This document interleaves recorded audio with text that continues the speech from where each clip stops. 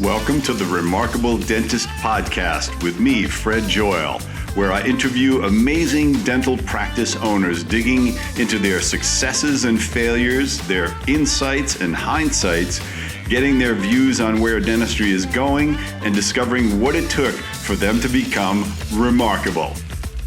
Welcome to the Remarkable Dentist Podcast. I'm Fred Joyal, and I am here with Dr. Mark Hyman, who is a longtime dentist who practiced many years in Greensboro, North Carolina, but now he teaches at the Adams Dental School in the university there, right there in the beautiful little town of Chapel Hill.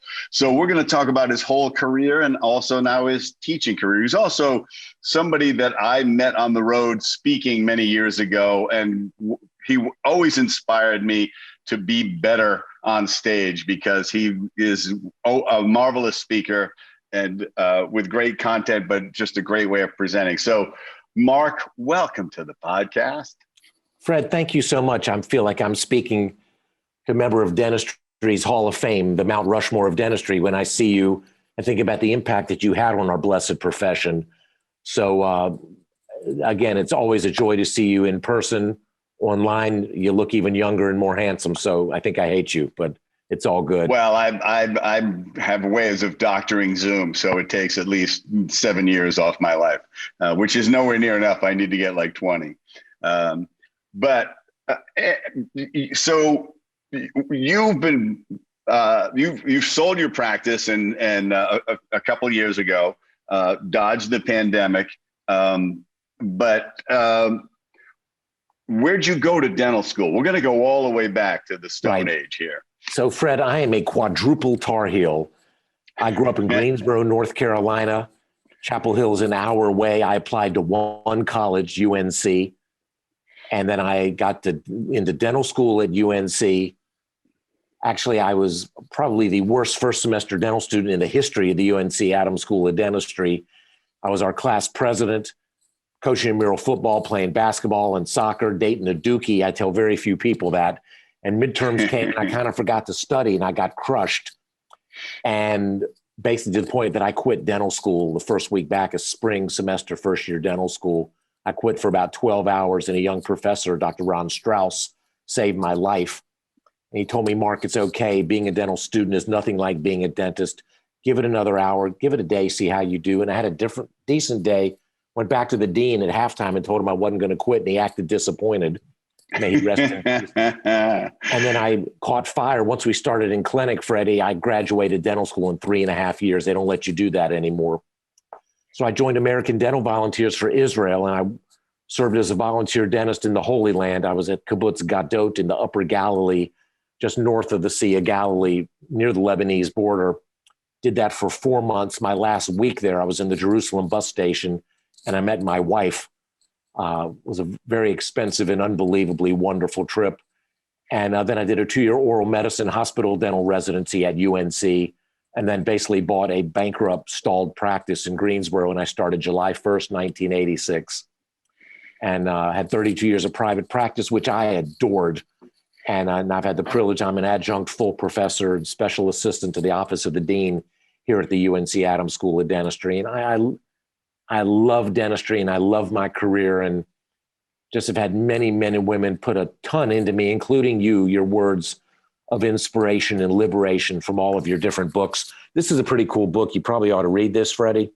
Might consider it's a good-looking guy on the cover. Photoshop is a wonderful thing. But my goal is to have every student at UNC read your books and help them see the possibilities of how we communicate and run our businesses and market our practices in the competitive world that we live in. So I feel like I just had a blessed career. I had a level of love and loyalty from my team that was unbelievable. I had a receptionist for 25 years, my lead dental assistant for 19 years, 3 of the hygienists, 15 years.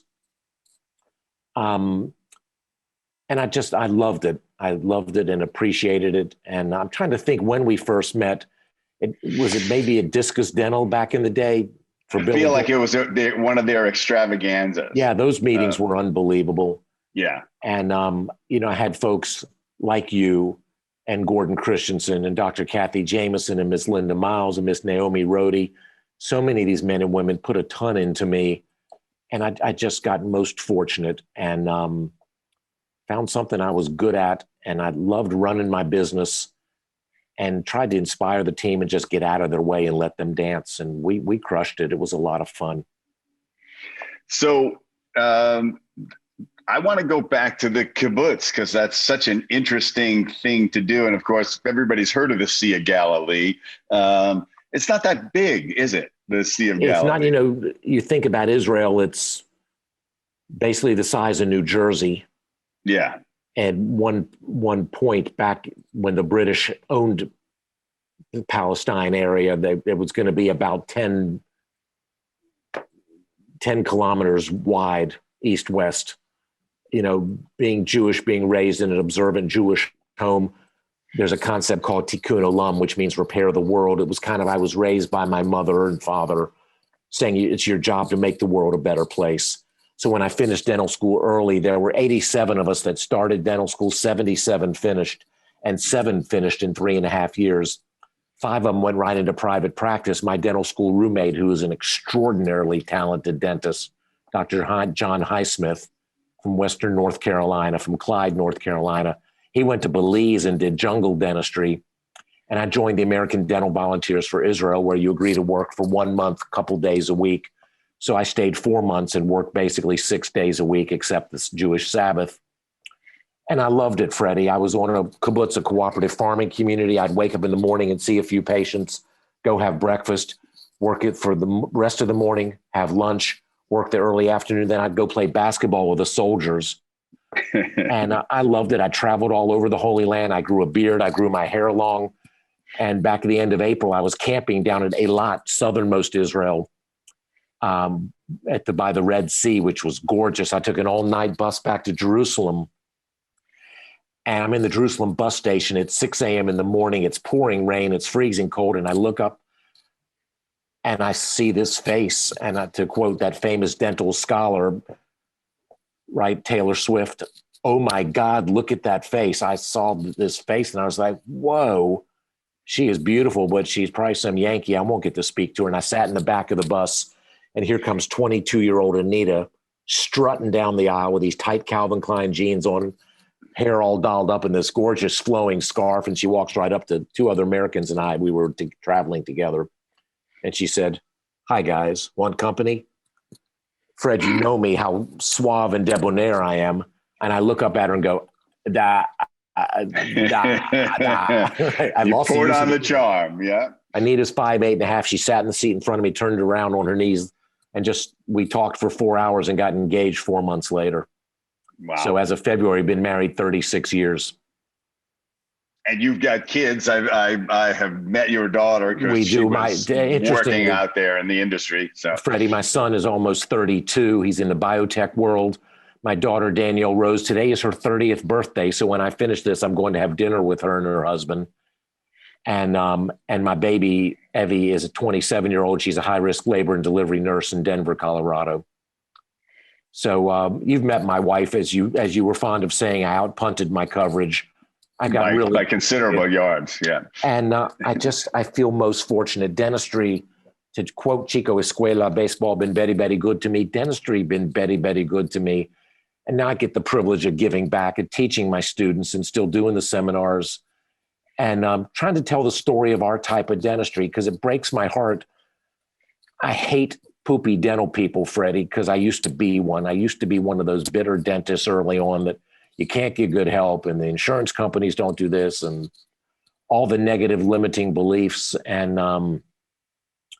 I got really lucky. I studied at the Pankey Institute. Dr. Erwin Becker inspired me. I got to go through the curriculum at Spear Education. I got to have lunch with Pete Dawson and study Pete's material. I got to meet John Coyce.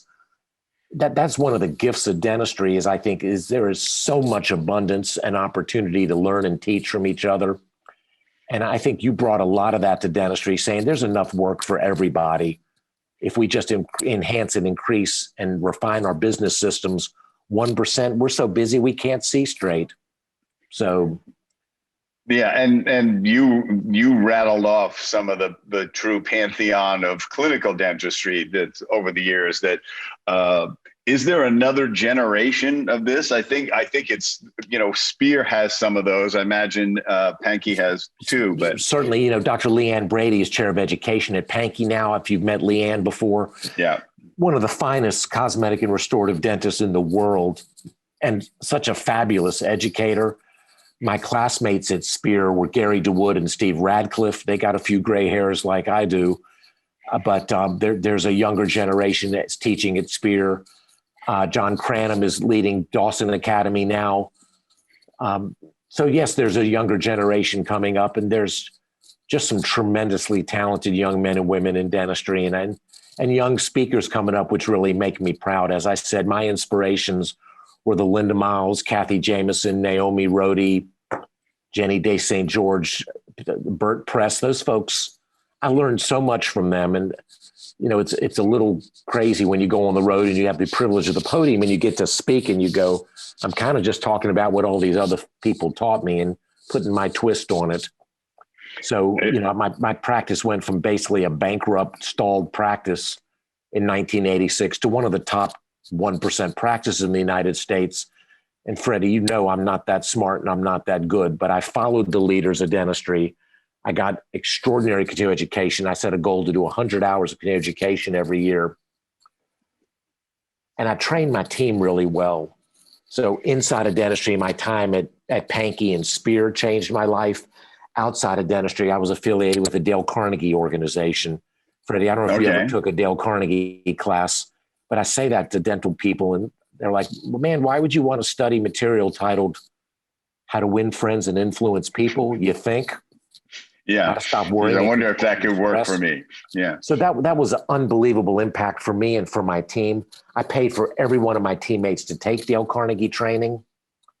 I had someone at a seminar say to me, well, Dr. Mark, let me get this straight. You spent $2,000 per teammate for Carnegie training. What happens if they leave? And I said, well, what happens if you don't spend the money on the training and they stay? So I don't understand the scarcity mindset. That's not modeled for me. For the giants of dentistry like you and Kathy Jameson and Linda Miles, it was always positive and passion and enthusiasm and spirit. And that's the way I tried to raise my kids. It's the way I tried to run my practice and lead my team. It's just a whole lot more fun that way. Yeah, when you invest in your people and you watch them blossom, it's very satisfying. And that's what retention is about. The dentists who don't complain about getting team members are the dentists who treat their team members really well, who share the wealth, who share the knowledge, who encourage them to be better in as many ways as possible. And it draws those kind of people to your practice. It becomes a culture of like, hey, we're all trying to get better. We're all trying to have a greater impact on our patients and make them accept the treatment that's going to make their life better. Absolutely. When that happens, when you talk about Linda Miles, for example, who inspired me very early on. I was talking to a dentist. I coach a few dentists now, and I was talking to one that I was coaching, and and it's very exciting because he's got both my books and they're full of sticky notes, right? So a lot of my work is done, but he was talking about how as soon as he read my first book, Everything is Marketing, he started calling, welcoming new patients to his practice. He said, I've been doing it since your book came out. He says, I've been doing it for 15 years or so or whatever. He says, when I discovered that changed everything in my practice. And I reminded him, I said, Linda Miles was teaching that practically before I was born, that she was telling people to do this. So in my book, I give her props for teaching me that. And I talk about Linda every time I speak. I heard her my third month in private practice. And I love telling the story. I went up to her like some pathetic character from some Oliver Twist novel. Please, sir, may I have some more? I went and said, Linda, I bought this practice. I don't know what I'm doing. She said, poor child, let's have lunch. And she sat with me for an hour at lunch, listened to me whine and moan and bitch and complain. And she said, why don't you do this, that, this, that? Gave me 5 little ideas. Next month, the practice doubled. and then doubled. We were off to the races, and we brought in Jameson Management, and Kathy and John Jameson were such a huge impact on my career, and a lot of love and respect for them. Technology is a big piece of our growth and improvement, Freddie, and I know you work with people with that. I'm stunned how the single thing I say to people is we are a visual society. You got to use photography. And I'm a big intraoral camera believer. 1991, I started working with the AccuCam on the cart that we would drag around from room to room. That was $17,900 in 1991. I've heard and met people that bought intraoral cameras when they were $30,000, $40,000. To a person, Freddie, I'll say, do you regret buying it? And they're like, no, it just took a couple more days to pay for itself. I got involved with DigiDoc, which is the #1 rated camera by Reality Magazine. So I had 8 operatories. We had 8 DigiDocs. We took a picture on every patient for every procedure, before, during, and after. When I do my gigs, that is the single #1 thing that I teach is you have to take a picture before you do your initial prep and stop and take a during photo. That goes with the insurance claim. And then you take an after to put the bow on the package that the patient sees. Here where you were. Well, it didn't hurt. Here's the during. Oh my God, that looks terrible. And the after. Oh my God, my tooth looks gorgeous. What about the one behind it? What about the one next door? I got to send you my neighbor. I got to send you my significant other. So that's not a hard way to build a practice. People go, okay, I'll buy the $1.99 camera. I'm like, really?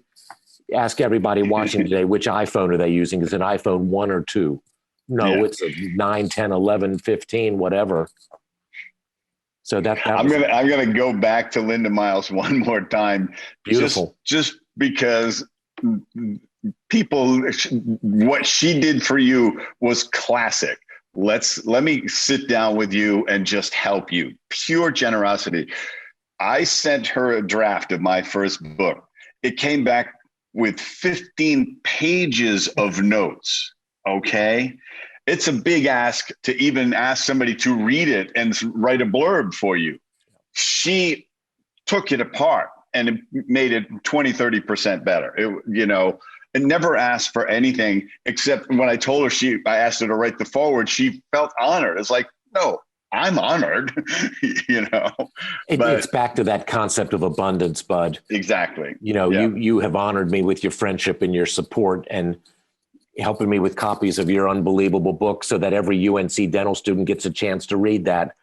Look at the impact on these young lives. And some of them may not read it, but the ones that do, they're getting tens of thousands of dollars of business advice just because Dr. Mark handed them the book.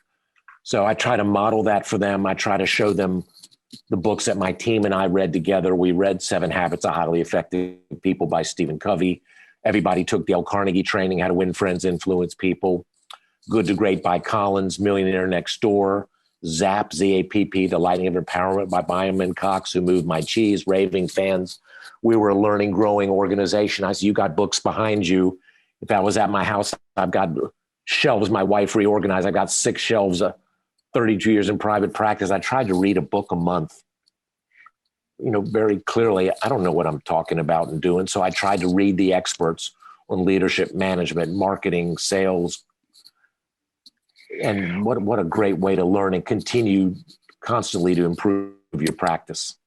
So you eventually took your show on the road, so to speak. And I'm going to tell people that what you called it was How to Create a Top Gun Dental Practice, if I remember that. Day in the life of a Top Gun dental practice. Day in the life of a Top Gun. My very first talk was Drill 'em, Fill 'em, and Thrill 'em, which was a great title. Yes. But the movie Top Gun now is the 30th anniversary of the movies coming out. So you could revitalize that whole it's a title great, again. For people have asked, how did I get into speaking? And Fred, you're one of the sensational speakers in dentistry. When I first started speaking, I stunk. And I stood behind the podium and held on for dear life and read my slides word for word like everybody else. The young professor, Ron Strauss, who saved my life, in 1989, he asked me to come back to UNC and tell my story. So I've taught the first-year dental students for the past 31 years teaching their intro to private practice class. And the thought of me coming back to UNC to teach, I was 31 years old and scared to death, and I'm nervous and I got diarrhea, and I'm like, oh my God, I'm going to teach at Chapel Hill. And I work the morning and I'm out of gas. I run to the gas station, fill up, and I jump back in my car and I hear a rip. And I've ripped my pants from my belly button to my tush. And I'm like John Belushi in Animal House going back and forth. I'm like, what do I do? Well, I figured there'll be a podium. They won't see my pants are ripped. I can go speak. And I thought, how stupid is that? Flew home, got a pair of pants. I'm late. I drive 90 miles an hour to Chapel Hill, change pants, run in. I'm sweating. I'm nervous as all get out. The audience is waiting because I'm late. And I said something, and a couple people laughed, and I said something else, and they started clapping, and I finished, and the audience went nuts. And Professor Strauss came up to me and said, Mark, you just had a magic moment there. You don't get many of those. And I was like, I don't know what that was, but that was really cool. So I started doing some mom and pop study clubs. And again, I wasn't very good. And then I got invited to speak at the California Dental Association meeting, the CDA at Anaheim in April 1999, which was my big break. And so that's when I took the Dale Carnegie training, and I took their HIP, high impact presentation course, where they videotape you doing 8 3-minute talks. And the first talk, you're behind the podium holding on and you're reading your slides word to word. And by the 8th one, you're outside yourself.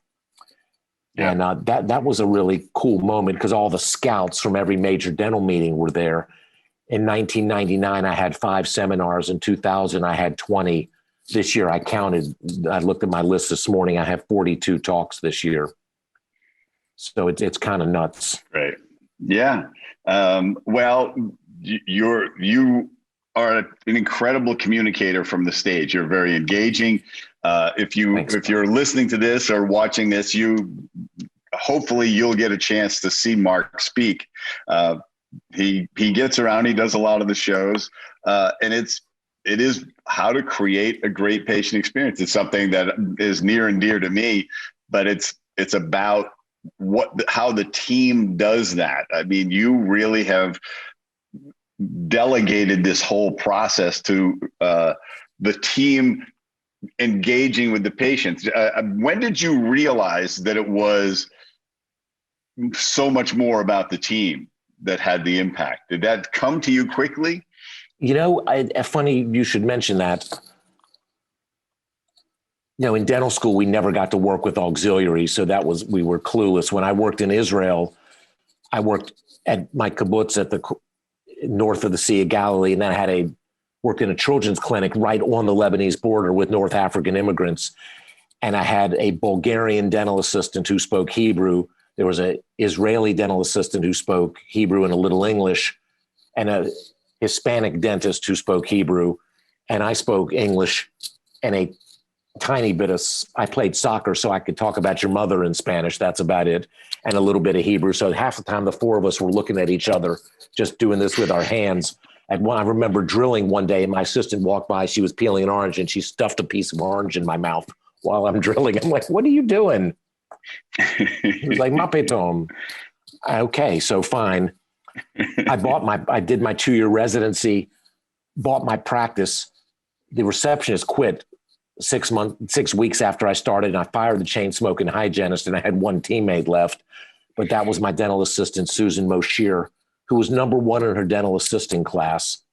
And after working with her, all she did was sit chairside and suck spit. And I'm like, you were number 1 in your class? And she's like, yeah. I said, did you ever make a provisional? She's like, no. So would you like to learn how? She's like, yes.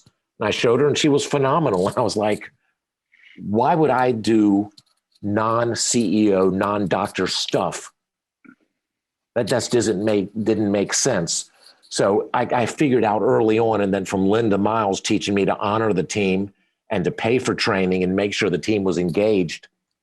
So Susan only stayed with me 8.5 years. The hygienist that I fired to replace the chain smoker, Cheryl, said she'd stay with me 2 weeks. She stayed 14.5 years. And my first receptionist that I hired stayed 5.5 years. So that was my little dream team, just the 3 of us having a team meeting in my car. But that little team crushed it. And then we grew to this unbelievable group of women that loved me and honored me. And we had a season, Freddie, where we were just undefeated. We had about a 12-year period with no turnover, and the team crushed it. And I was really big on training and delegation. You know, the first Monday of the month, I would take all the assistants out to lunch. The second Monday, I would take the hygienist. The third Monday, the business team. The fourth Monday, we would have a 2-hour team meeting. We did every 6 months, we'd have a team meeting where we'd shut the office down. When we were working with Jameson, we had 6 days of in-office coaching. We had a monthly leadership call and a weekly marketing call. So people say, well, that's expensive to close your office down, isn't it? And the answer is, compared to what? Yeah. That's classic Stephen Covey. Habit 7, sharpen the saw. Yeah. Work on the business. Slow down. Yeah. It just makes so much sense. And people don't do that because no one modeled it for them, or they didn't have the privilege of coaching. Well, and it feels counterintuitive until somebody just says, no, it is that simple. You are sharpening the saw rather than pushing a dull blade through the tree with 10 times the effort. It's craziness. I had 8 operatories, Freddie. We had 8 isolites. You know about the isolite.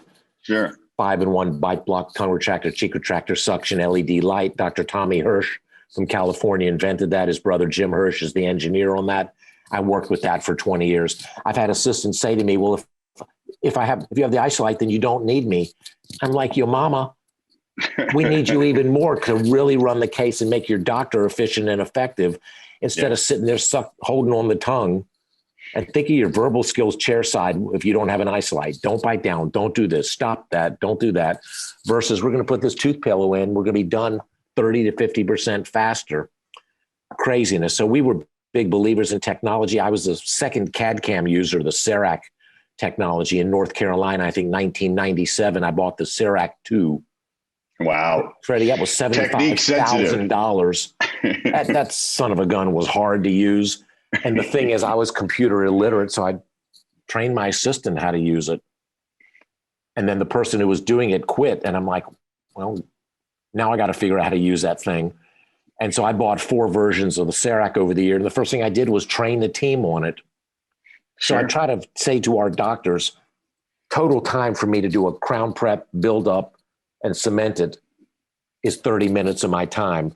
Because the assistant, once I do the prep and I get up and leave, they'll pack the cords, scan, design, mill, try it in, pre-cementation, radiograph, etch it and bond it, and then call me back in. My lead assistant, Athena Escovedo Calloway, I worked for her for 19 years. She could do design and do dentistry better than I could. Why would I waste my time playing with the $100,000 Etch-a-Sketch machine when I can be in another room prepping another patient? So that doesn't make sense. You zeroed in on something, and I just want to highlight it for anybody who's listening, which is, why would you do anything except what your license requires you to do? Anything else should be delegated with an expanded function assistant or just somebody that you can teach to do it. Teach them to design the crown, teach them, to adjust it. And then you just come in and cement it, I had a dentist at a seminar, Freddie, get in my face saying, if that assistant wants to use your CERAC machine, she should go to dental school. I'm like, I'm sorry, if that isn't 50 Shades of Stupid. Really? You let the assistant do that. They're young. They got better eyes than you do. They've grown up on a computer their whole life. You go in another room, spend more time with a new patient, nurture your new patients. Don't run in and try to guess what their insurance is going to pay for. So that was the big principle in the office, is we got the right team, got them well-trained. We invested in technology like CAD/CAM dentistry, the intraoral cameras like the DigiDoc, the isolite. We buffered all of our shots with the local anesthesia.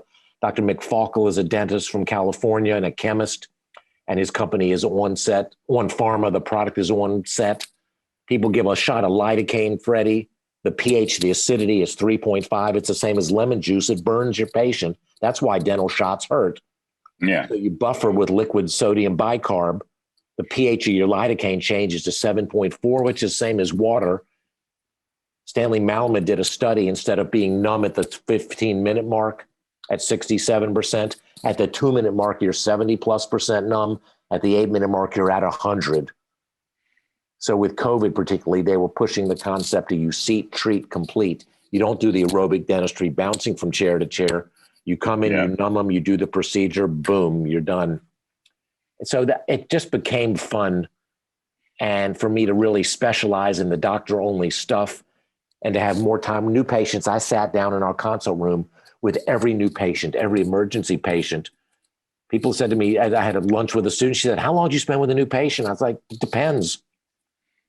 For a very high D driver dominant CEO, they don't want to hear about your skiing trip. They don't want to hear about your kids. They want to say, here's what I'm here for. I'm here. Give me a solution and go. So, but my new patient experience, we would schedule an hour and a half and we wouldn't clean teeth.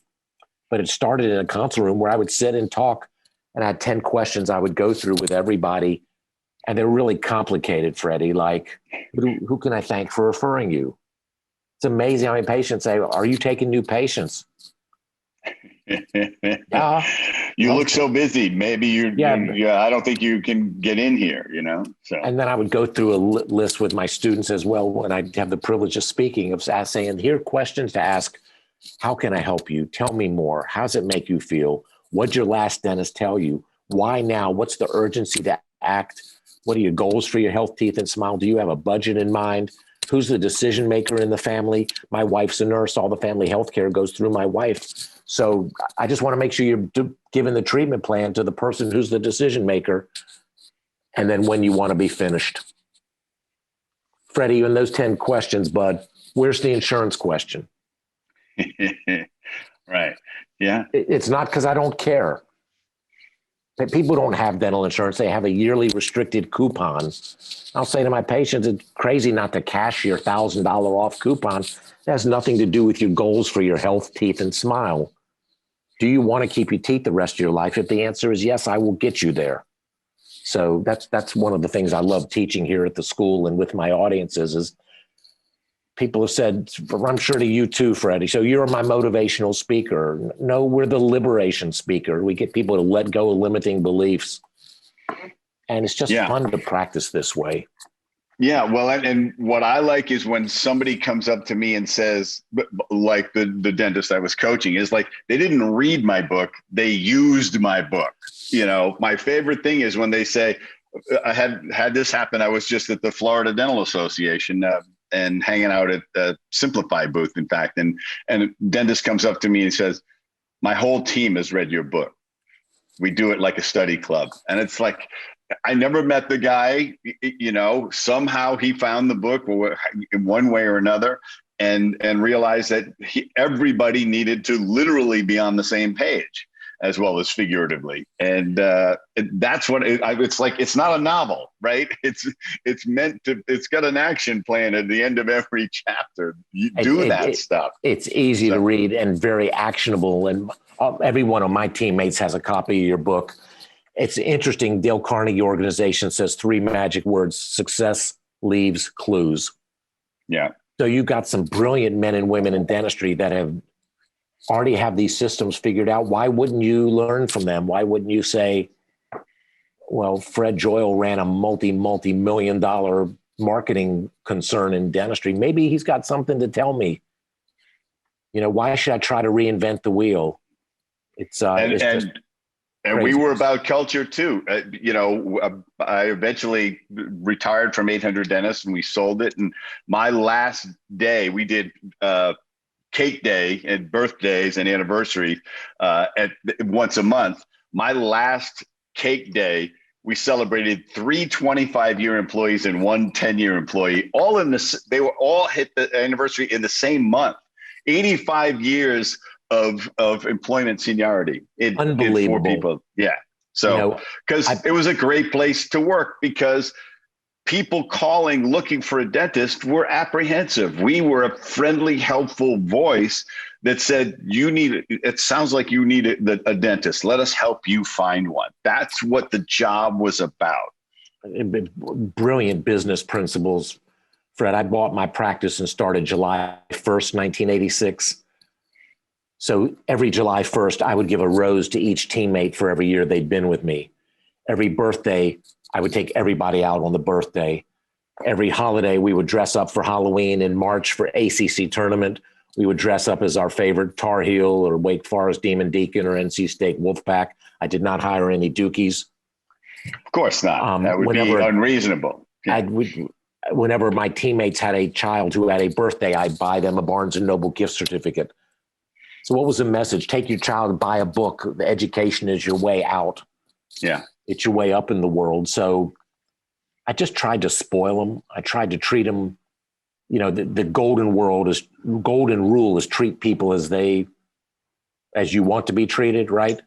Yeah. So the platinum rule is do unto others as they want to be done unto. Ask them. Yeah. What do you value? What do you want? And my partner and I, when we started 800 Dentists, we said, look, we want a place where we want to go every day. So that was the first priority. Making money was the third priority. The second priority was we had to have a product where everybody wins. The consumer wins, the employee wins, the dentist win, we win. And so otherwise we weren't doing it because both of us had been in businesses where somebody loses in order for you to make money. And we can't do it. And people say, oh, you could have made a lot more money at 800 Dentists if you did this, if you paid them this, if you didn't have health insurance for everybody. I went, I know, but these are all young people who think they don't need health insurance. So we forced them to have it. Right. You protected your people. You honored them. Yeah. And it's just brilliant. And look at the results. You just should be really proud. It's just, I don't understand the scarcity mindset. I've had people in dentistry say to me, well, I'm not in it for the money. I'm like, really? You enjoying bankruptcy? I wanted to be highly successful and effective. My wife and I have a foundation that we donate from. My teammates and I, every month, we did about $10,000 at charity dentistry. Times 12 months out of a year, times how many years, that's a lot of money to give away. For the team, when we profit shared and bonused, the team had to be on board with me saying, we're going to do a day of just because dentistry, essentially. And because there's plenty for us to eat off of. Yeah. I promised to maximize their 401k every year. The benefits were huge. My wife said, you spoil them. And the answer is yes. Look what they do back for me. Yeah. Freddie, how many people do you think over my years in practice just laid out on a day, just called in sick so they could go to the beach? You're going to do that to your family? I don't think so. And same token for me, I was always the first one in the office and the last to leave. I got there at 7 a.m. Maybe you taught me this. I followed that high-minded business principle, MBWA, management by wandering around. I'd walk around the office. Are the trash cans emptied? I turn on the music. Are the light bulbs burned out? Is there toilet paper in the bathroom? I put on the music, start the autoclave, turn on the lights. We had a beautiful fireplace with a stone rock fireplace in the office. I'd turn on the fire. And as each teammate came in, I was in my office doing work. I'd stand up and greet them. We were a huggy office. Maybe that's not for everybody. Maybe I'm a dinosaur, but I would say to them, and then at lunchtime, I'd try to go to each teammate and say, you okay? You need anything? And try to point out something good they did that morning. We'd have the afternoon. Before they left, I'd try to give them a little hug and again, mention something positive. And so, I think you get more of what you reinforce. And I tried to catch them doing things right instead of doing things wrong. And it just, again, it grew on itself. And these women gave me such love and loyalty. It was a lot of fun. People have said to me, Freddie, well, you just got lucky. Well, you paid them a lot.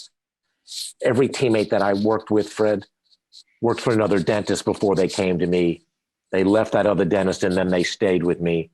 Your 25-year employees, they had a job before 1-800, didn't they? Sure. That they quit or got fired, and then they got you and you took good care of them. Success leaves clues. Yep, it's so true. So, and now you are in education mode. You have made the full transition from no longer wet finger, so to speak. I miss my teammates and I miss my patients terribly that again gave me such love and loyalty. I have a slide in my seminar. It shows about 20 patients with me doing selfies with them towards the end of my clinical career. And ask the audience, what's the common thread here? And the common thread of every patient is they were patients of mine 30 years or more. And you were only practiced 32 years. Yeah, I was so fortunate for that. And I put a ton into them. Then my L4, L5 blew out. So physically, I just couldn't do the dentistry anymore. And it makes me sad because I missed that part. But I had been teaching about 4 times a year at the UNC Adams School of Dentistry. Right now, UNC and Michigan are the top 2 ranked dental schools in the world. And here at UNC, we call that a good start. So we're coming for Michigan, buddy. And the dean asked me to come and help a day a week. And I did, which became 2 days a week. So basically now I'm basically full-time at the school and I donate my salary back. And it's a privilege for me. My wife and I have 2 scholarships at the school. And actually last year during COVID, I started a 3rd one to help the 4th-year dental students. We started a fund to help for patients that had started treatment plans with COVID and then lost their job and couldn't finish, and these kids couldn't graduate. So we started a 3rd fund there. And so I'm on the admissions committee. I'm the faculty advisor for Alpha Omega, the Jewish dental fraternity. I'm on several fundraising committees for the school. I teach the intro to private practice class. I help with the intro to clinic class for the students. We have an international, advanced standing international program. I'm on that admissions committee. We're launching a brand new curriculum. I was on that committee as well. So it was supposed to be 2 days a week. It's basically, I'm used to being busy. I used to tell people I only worked half days, Fred, 7 to 7. Yeah. I know you were the same. It's like, which half of the day you want to work? I didn't see patients for 12 hours, but I was doing stuff and busy and was just very fortunate. And I also have the privilege of still doing the seminars. And I have the seminars which are about cosmetic dentistry, beauties and the beasts. I have the different seminars on practice management, leadership, and team building. And I documented selling my practice. It was a 15-month process from the first phone call to when I walked out the door. So that's that seminar. Let me test your rock and roll knowledge here, Freddie. The seminar is called Seasons Change and So Did I. Do you recognize that song? You need not wonder why. There's no time left for you. Where did you go, you bad self? Yeah, the Guess Who. Yeah. Score from Fred. So I stole that from the Guess Who. So seasons change and so did I. And so it's kind of a cool seminar talking about selling my practice, 20 things not to do, and then how you introduce the new doctor to the team and to the patients and to the community. So I've enjoyed doing that. And it's a very emotional seminar for me, where several of the other gigs, there's a lot of laughter with this. There's still a lot of ungapach with it for me, because I miss doing that. And I wish I could still care for my patients, because that was just a gift. Yeah. I mean, there's chapter after chapter comes along. If you live long enough, you hang up your spurs, but you don't stop having impact. And I'm the same way. It's like, I'm just trying to find ways to have more impact than I've ever had before, because it's very satisfying, and there's no retirement in my future. So, Freddie, I heard a better way. Instead of retire, you and I rewired. Yes. Yeah. What a shame, what a loss for dentistry would have been if a man like yourself with $1 billion of dental knowledge, if you just quit and walked away. How many times can you play golf? How many times can you go skiing? You've got such a wealth of knowledge, and you're so anxious and eager to share with others. People have said to me, why do you want to go around and speak with a bunch of dental people? Why do you want to hang out with a bunch of dental people? The men and women that speak, for the most part, 99% of them, are really cool men and women. The people that I hope you would want to be friends with anyway. And, there's turkeys in anything, but you think about the folks that you've met on the road and the privilege of hanging with them and listening and learning from them. It's really something. Yeah, I mean, we finally are starting to get to conventions and getting to speak again, and I think as in the 16 months pretty much where we weren't out there, I was really thinking about, boy, I really was spoiled about how people go like, you travel a lot. It must make you crazy. I went like, no, everywhere I go, there's a bunch of friends at that same place. So it's like, I can't keep up with them. It's so satisfying to go there, to go to all of these places. So I'm not looking for a fancy hotel room. I'm looking for who's speaking there, who's going to be in the bar there, who can I have lunch with. It's, these are, as you said, these are great people who are interested in giving, growing this industry and helping people to help more people. Pretty darn satisfying. There's not a one of us that would be here without the mentors that helped us along the way. So, I would have made a lot more money just staying in my office prepping teeth. But it was a reinvention for me professionally to speak. I felt a calling to share the message of our type of dentistry. And when you show your work on the screen blown up 100 times the size, here's a shocker. Your dental colleagues will let you know what they think. And sometimes that's joyful and sometimes that's painful. John Seversky from Virginia calls us the gypsies, that we travel from town to town and you see your buds. And that's it. It has been a joy for young folks watching this. If you're thinking about getting into the dental speaker world, just do it. I would be honored to mentor you in any way as people mentored me. I know Dr. Freddie would as well. This, again, when I saw Linda Miles and Kathy Jameson, Naomi Rohde and Gordon Christensen and Erwin Becker and Bert Press and Fred Joyal speak, you're like, wow, if I could only be like them someday. And then I ended up doing okay. But there's a young group of young guns coming along, and I just wish them well. And if anybody feels like you have a message to share, I'd be pleased to help you. Well, I'm going to put your email in the show notes so people can track you down and take you up on that. But I know that you will help them out. Mark, this has just been so exciting, really, to hear the arc of your life and to hear what's next. But just the passion you have for this and appreciation that you have for this great profession. I have the same thing. It's the abundance of gifts I can't even keep track of for what dentistry has brought me. And so we feel the same on that. So I'm going to end this with saying how much I treasure your friendship, how much I look forward to seeing you every time, either on stage or somewhere else in the course of the conference that we're at. And I think you're doing a great thing for these students. They are blessed to have you. So thank you for everything. And everyone, this is Dr. Mark Hyman. Thank you so much, Fred. It's a joy to be here, and good luck. And thanks for all you do for all of us. For all of you listening, please subscribe to the podcast. This is about remarkable dentists, and few more remarkable than Dr. Hyman right here. So you go out there and keep on becoming remarkable yourself, and we'll guide you along the way. Thank you.